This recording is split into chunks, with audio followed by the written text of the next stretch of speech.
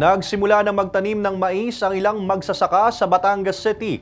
Ang magandang bunga, asahan na raw ng mga magsasaka ayon sa city agriculturist. Alamin yan sa report ni Denise Abante.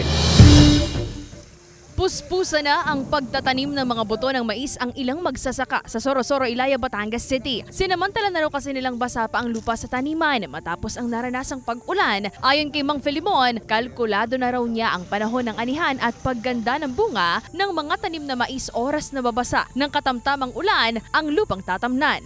Ang paninindigan ko kasi mas magaling ang nasa lupa ang mais kaysa nasa sako. Dahil sisibol yun. Basta bago matapos ang September, magkakapira na akong suswertehin ha.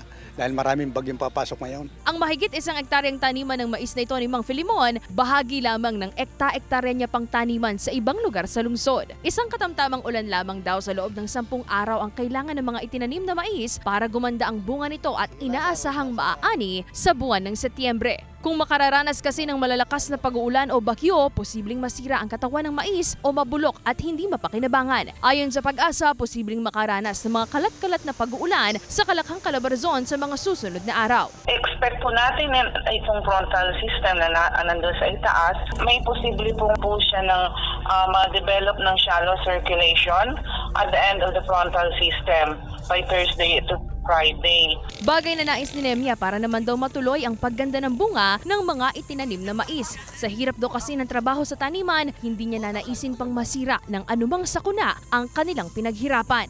Pagtsatsaga lang po ang aming panahon. Pasalamat po namin ay kami po ay malakas po araw-araw at may tao pong tumutulong sa amin sa paghanap buhay at pagkailangan po namin. Nandyan po sila. Payo naman ng Batangas City agriculturist sa mga magsasaka at may-ari ng taniman. Ulan lang talaga ang kailangan kung paano mapapaganda ang bunga o yung halaman na mais. Kung basa ang lupa, siguradong talagang tutubo na maganda ang mais. At kung sa time na 7 days after na may tanim ay uulan, kasi yun yung time na mag-aabono sila para ma-absorb ng halaman ang sustansya.